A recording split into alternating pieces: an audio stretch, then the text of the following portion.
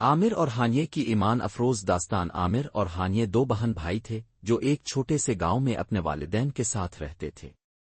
ان کے والدین نے انہیں اسلامی تعلیمات کے مطابق پرورش دی تھی اور وہ ہمیشہ سچائی، دیانت داری اور دوسروں کی مدد کرنے کی تلقین کرتے تھے۔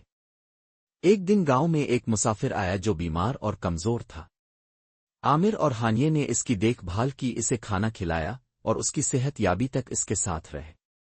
مسافر نے صحت یاب ہونے کے بعد بتایا کہ وہ ایک عالم دین ہے اور اس نے ان بچوں کی نیکی اور خدمت گزاری کی بہت تعریف کی۔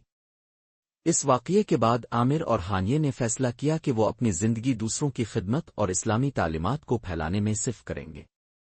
انہوں نے گاؤں میں ایک مدرسہ قائم کیا جہاں بچے اور بڑے قرآن اور حدیث کی تعلیم حاصل کر سکیں۔ ان کی کاوشوں سے گاؤں میں علم اور نیکی کا چرچا ہونے لگا اور لوگ اسلامی تعلیمات پر عمل پیرا ہونے لگے۔ عامر اور ہانیے کی یہ کاوشیں نہ صرف ان کے گاؤں بلکہ آس پاس کے علاقوں میں بھی مثال بن گئیں۔ اخلاقی سبق، دوسروں کی مدد کرنا اور خدمت گزاری اسلامی تعلیمات کا اہم حصہ ہے۔ عامر اور ہانیے دو بہن بھائی تھے جو ایک چھوٹے سے قصبے میں اپنے ماں باپ کے ساتھ رہتے تھے۔ ان کا گھر پرانا تھا، آمدنی کم تھی لیکن دل بہت بڑے تھے۔ دونوں بچے ہر نماز وقت پر پڑھتے، قرآن پاک کی تلاوت کرتے اور والدین کا ادب کرتے۔ ان کے والد ایک سبزی فروش تھے اور اکثر کہتے، بیٹا، جو کچھ اللہ دے اس پر شکر کرنا اور جب آزمائش آئے تو صبر کرنا۔ یہی ایک مسلمان کا اصل ہتھیار ہے۔ ایک دن قصبے میں شدید بارش ہوئی۔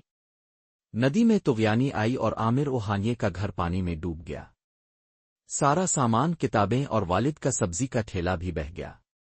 وہ رات بے سروسامانی میں ایک قریبی مسجد میں سوئے۔ ہانیے کی آنکھوں میں آنسو تھے۔ بھائی، ہم اب کیا کریں گے؟ عامر نے آسمان کی طرف دیکھا اور کہا، ہانیے، اللہ ہمیں آزماتا ہے تاکہ وہ دیکھے کہ ہم صبر کرتے ہیں یا شکو۔ اگر ہم صبر کریں گے تو اللہ اس سے بہتر عطا کرے گا۔ چند دن مسجد میں رہنے کے بعد عامر اور ہانیے نے مسجد کے امام صاحب سے کہا، ہم چاہتے ہیں ہم مسجد کی صفائی، پانی پلانے اور قرآن کی تعلیم میں مدد کریں۔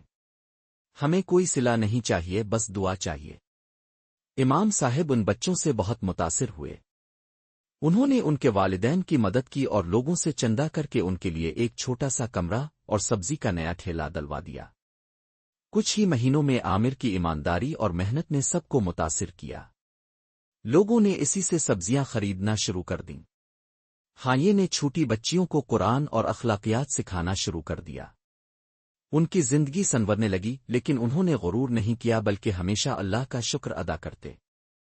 ایک دن شہر کا قاضی مسجد آیا۔ اس نے عامر اور ہانیے کی کہانی سنی اور کہا، تم دونوں نے جو صبر اور شکر کا راستہ اپنایا وہ ہمارے نبی کی سنت ہے۔ ہمیں تم پر فخر ہے۔ چند سال بعد عامر ایک حافظ قرآن اور عالم بن گیا اور ہانیے ایک عالمہ۔